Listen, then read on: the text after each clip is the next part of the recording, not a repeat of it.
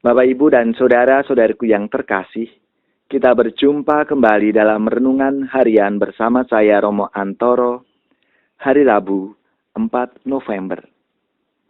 Hari ini kita memperingati Santo Carolus Borromeus.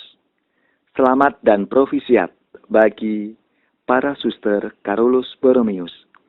Semoga karya pelayanan suster diberkati oleh Tuhan.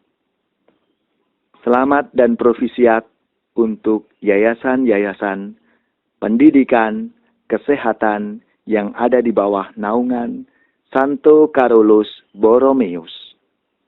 Saudara-saudariku yang terkasih, hari ini kita bersama-sama akan diajak untuk merenungkan Injil Yesus Kristus menurut Lukas bab 14 ayat 25 sampai 33. Marilah kita bersama-sama mempersiapkan diri kita mengawali renungan kita dengan tanda kemenangan Kristus. Dalam nama Bapa dan Putra dan Roh Kudus. Amin. Pada suatu ketika orang berduyun-duyun mengikuti Yesus dalam perjalanannya. Sambil berpaling, Yesus berkata kepada mereka, "Jika seorang datang kepadaku, dan ia tidak membenci bapaknya, ibunya, istrinya, anak-anaknya, saudara-saudarinya, bahkan nyawanya sendiri, ia tidak dapat menjadi muridku. Barang siapa tidak memanggul salibnya dan mengikuti aku, ia tidak dapat menjadi muridku. Sebab siapakah di antaramu yang mau membangun sebuah menara tidak duduk membuat anggaran belanja dahulu? Apakah uangnya cukup untuk menyelesaikan pekerjaan itu? Jangan-jangan sesudah meletakkan dasar, ia tidak dapat menyelesaikannya." Lalu semua orang yang melihat itu akan mengejek dengan berkata, "Orang itu mulai membangun, tetapi tidak dapat menyelesaikannya. Atau raja manakah yang hendak berperang melawan raja lain, tidak duduk mempertimbangkan dulu, apakah dengan 10.000 orang ia dapat melawan musuh yang datang menyerang dengan 20.000 orang? Jika tidak dapat, ia akan mengirim utusan selama musuh masih jauh untuk menanyakan syarat-syarat perdamaian. Demikianlah, setiap orang di antaramu yang tidak melepaskan diri dari segala miliknya, tidak dapat menjadi muridku." Demikianlah Injil Tuhan. Terpujilah Kristus. Bapak, Ibu, dan saudara-saudariku yang terkasih, apa kabar hari ini? Semoga kita semua dalam keadaan baik, sehat, dan tetap bersemangat.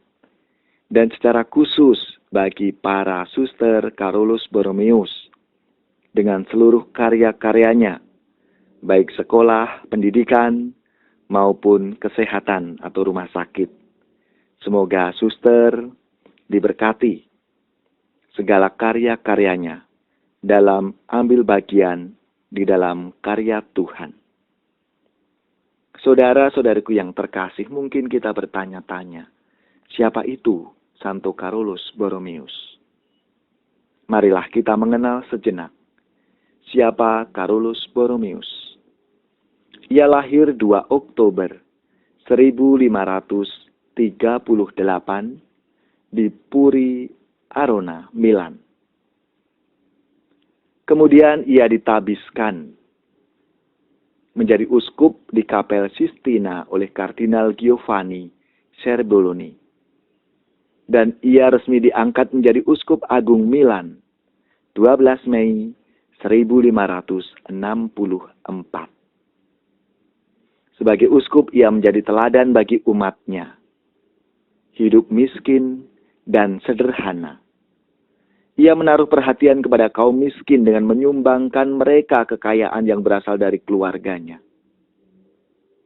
Dengan teladan hidup yang penuh kasih sayang, lemah lembut, dan rendah hati, ia menjadikan keuskupannya teladan pembaharuan gereja. Namun sayang, 4 November 1584, ia meninggal dunia. Dan sungguh bersyukur karena dia dinyatakan sebagai beato tahun 1602 dan sebagai santo pada tanggal 1 November 1510 oleh Paus Paulus kelima. Saudara-saudariku yang terkasih, kalau hari ini kita diajak merenungkan Injil Yesus Kristus menurut Lukas, bab 14 ayat 25 sampai 33. Ada kata-kata yang begitu keras yang diucapkan oleh Yesus ketika ia berada dalam perjalanan menuju Yerusalem. Karena ia sadar betul bahwa sengsara telah menantikan dia. Sementara itu banyak orang berpikir bahwa ia pergi ke Yerusalem untuk dinobatkan menjadi raja. Dalam keadaan seperti itulah Yesus berbicara mengenai menjadi murid dan mengikutinya. Barang siapa tidak memikul salibnya dan mengikuti aku, ia tidak akan menjadi muridku. Saudara-saudaraku yang terkasih, mungkin pertanyaan muncul dalam diri kita. Apakah artinya memikul salib? Apakah kita itu harus lalu menderita seperti Yesus? Rasanya tidak. Kita pun boleh yakin bahwa salah satu bentuk memikul salib adalah menjalankan perintah Tuhan agar kita saling mengasihi. Kasih ilahi ini menjadi amat nyata dalam hidup dan karya Yesus yang memberikan segala-galanya demi keselamatan umat manusia dan dunia. Dengan demikian, saudara-saudaraku yang terkasih, kita juga boleh yakin ketika kita membagikan hidup kita sekecil apapun bagi kebaikan sesama, itu sudah mengikuti Yesus memikul salibnya. Dan Santo Carolus Borromeus telah memberikan teladan itu bagi kita. Marilah, saudara-saudaraku yang terkasih, kita mohon rahmat Tuhan. Tuhan yang penuh cinta itu, agar menguatkan kita dalam semangat kita. Kita setia dalam pengabdian dan berkobar-kobar dalam cinta kasih, seperti Santo Carolus Borromeus. Ajarku mengerti kasih-Mu, seperti telah Engkau ajarkan. Aku ingin seperti diri-Mu, mengasihi sesama. Kasih tidaklah sombong, kasih lemah lembut, dan selalu setia. Kasih panjang sabar dan tidak cemburu. Kasih itu murah hati. Kasih itu murah hati.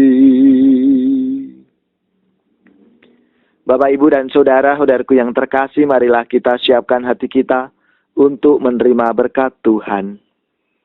Semoga saudara-saudari sekalian, keluarga-keluarga dan komunitas kita, orang-orang yang kita doakan, mereka yang sakit, yang menderita, mereka yang membenci dan memusuhi kita, seluruh tugas, belajar, pekerjaan, usaha, serta pelayanan-pelayanan kita, dibimbing, dilindungi dan diberkati oleh Allah yang Maha Kuasa, Bapa dan Putra dan Roh Kudus.